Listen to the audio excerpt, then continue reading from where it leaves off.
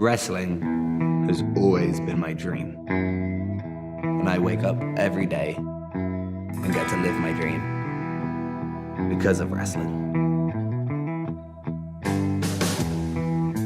And I love what I do because I get to make people happy.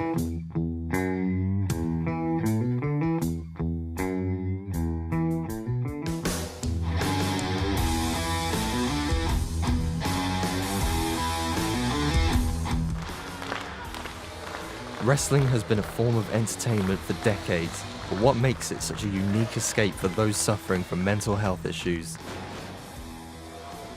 Beginning my own training, I met with wrestlers and fans to find out myself, while shaping my own character along the way. By the end of this documentary, I will have a new name and a new persona. My name is Glenn Moffat, and this is Wrestling Against Reality.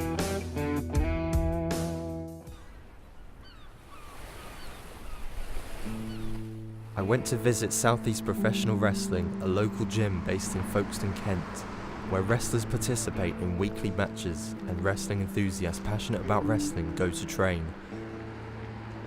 I was about to get a first-hand experience into what it takes to become a wrestler. Okay, start to twist the core for me, please. Step back to the ropes. To that warrior pose for me. Today I'm going to start my first training here at SCPW, and I'm very nervous.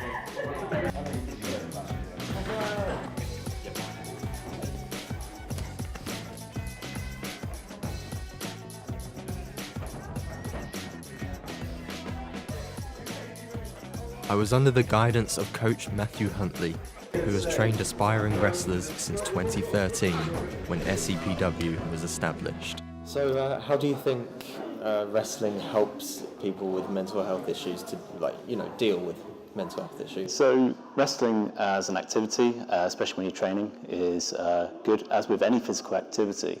To do that, it just releases endorphins, so it does make you feel better after you've exercised. But also just to gain praise from a coach, for example. So if you do something well, it's good just to hear that you've done well, so that actually helps increase your confidence and build self-esteem that way. Any advice for anyone who may want to try wrestling to deal with it, to deal with mental health issues?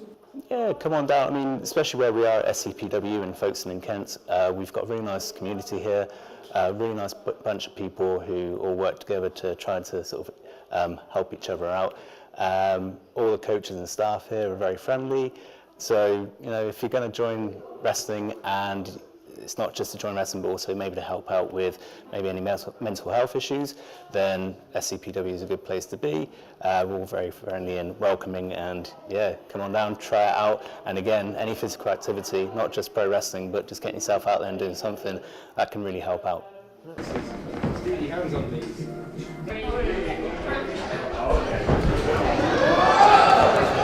I was very nervous, not about the wrestling, but about doing it wrong. I was assured that it didn't look like my first time.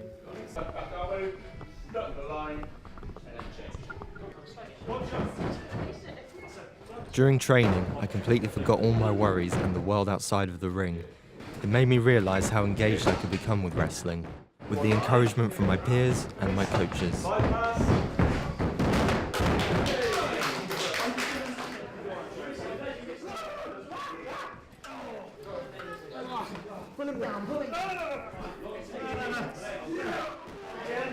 I feel good. I really like this.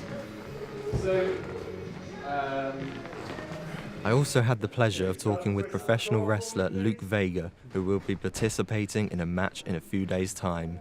Wrestling has become a big thing for people dealing with mental health issues. How has it helped you to deal with it? I think it's just an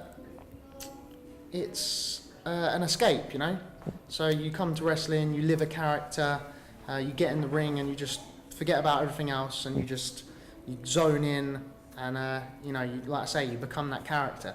So I think there's a lot of escapism in wrestling. Yeah, so you get to be somebody else. Yeah, or not necessarily someone else, but you get to be an extension of yourself sometimes. I mean, everyone has, a character or a gimmick or a persona.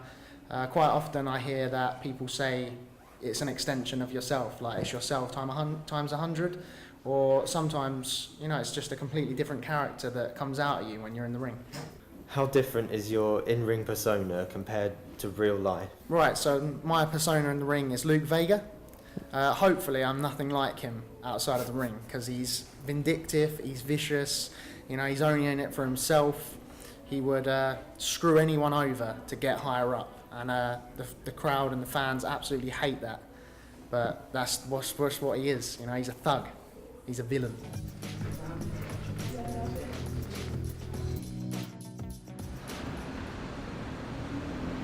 As I took a step further into wrestling, I came into contact with Alex, a fan who also happened to struggle with mental health issues.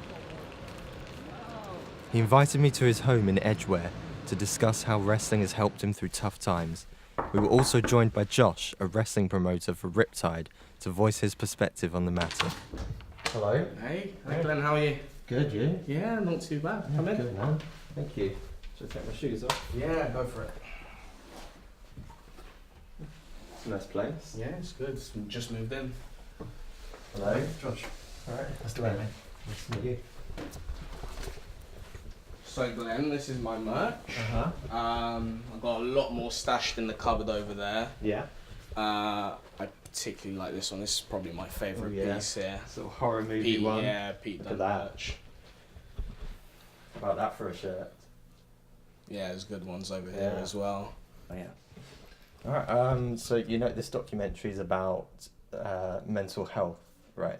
Like how wrestling is an escape from it. In what ways has watching wrestling, following wrestling, been helpful? So when I went on Twitter, there's all these people that love wrestling like you do, love the same things like and hate different things about wrestling, and then you'd share your opinion, share your love, and then through that you'd find other shows like I did, find the courage to go out, meet new people. Mm-hmm. It's not just about the wrestling, it's about how we've made new friends, maybe started relationships because you found a girl or boy that liked wrestling as well.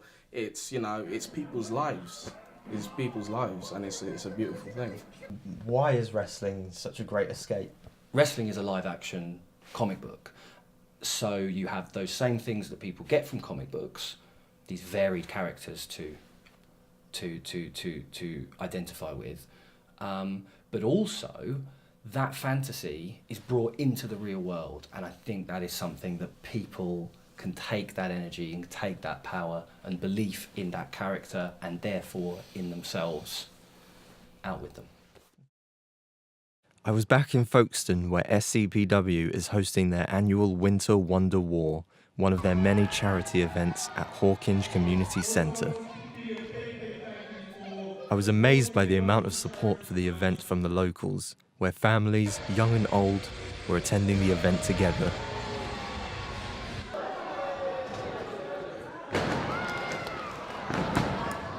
As the match went on, you could see how the crowd immersed themselves into this new world in the ring.